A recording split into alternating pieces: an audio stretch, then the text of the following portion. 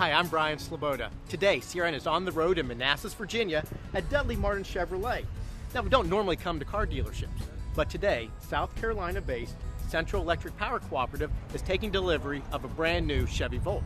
For those of you who don't know, the Chevy Volt is a hybrid electric vehicle. For about the first 40 or so miles, it runs on clean, quiet, efficient electricity. And then a gas engine takes over and provides the electricity to keep the car going. Today, we're joined by Mike Smith, Scott Hammond, and Ed Dennington from Dudley Martin Chevrolet. Ed, thank you for letting us come by the dealership today. Thank you, Brian. It's glad to have you guys here. Mike and Scott, why is Central Electric interested in purchasing a Chevy Volt? It's the first production car that has electric capabilities that we've been able to get our hands on, and we want to experience what an electric car has to offer, both the benefits and the shortcomings. And we think that we'd be able to better promote the electric car by experiencing one ourselves. So we'll put a wrap on the car, we'll parade the car around to the annual meetings, explain to our membership what it means to have an electric car, what it means to charge it, what it means to fuel it, kind of educate ourselves and our membership on electric cars. And it's going to go around to all the distribution co-ops for a couple weeks, and so everybody's going to get to kind of test out how the Volt does and what they like about it and don't like about it. We're also installing charging stations at each of the electric co-ops. Now, the Volt is not your first plug-in electric vehicle. You were participants in CRN's demonstration of plug-in electric vehicles. Now, those cars were converted from traditional cars to plug-in cars. What were your experiences during that test program? This has probably been about 3 years ago. We got our first Toyota Prius, and we converted it to an electric car where you can drive it in electric mode only. And because of the way it's designed, it allows itself to benefit from a battery that's charged from the wall. Our first car that we got put about 5,000 miles on it. It was a $25,000 car with a $25,000 conversion on it.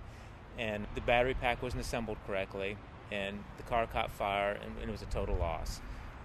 But we turned right around after that and got another Toyota Prius, had it converted, with a little bit different design on the battery pack, and that's what we drove up today, is 45,000 miles later. The nice thing about the design of the Chevy Volt is it allows us to experience the electric car, the quietness, take advantage of charging, paying a lot less for the fuel that gets us where we want to go, but not leave us stranded.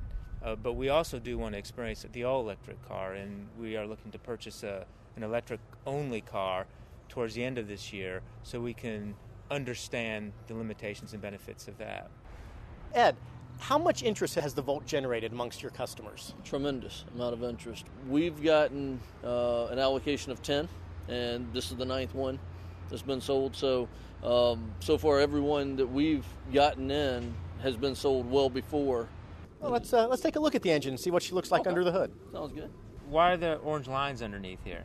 Everything that's in orange indicates that there's high voltage running through that. So, obviously you don't want to touch it and really have anything to do with it, but it just indicates to the people in the future that may have to work on it, right, that's where your high voltage is, and they have specialized suits they have to wear and the gloves. This is the module that actually powers the battery. Okay. This is your generator. Okay. Easy way to tell it, it's got a dipstick here, that's where your oil's at, and the oil does run through the generator, but since the generator's not actually powering it, you don't have your traditional internal. It is a combustible engine, but it's a generator. So you don't have all the traditional things that you would have, like the starter's different, the alternator's different, those type of things, because it is running off of all battery all the time.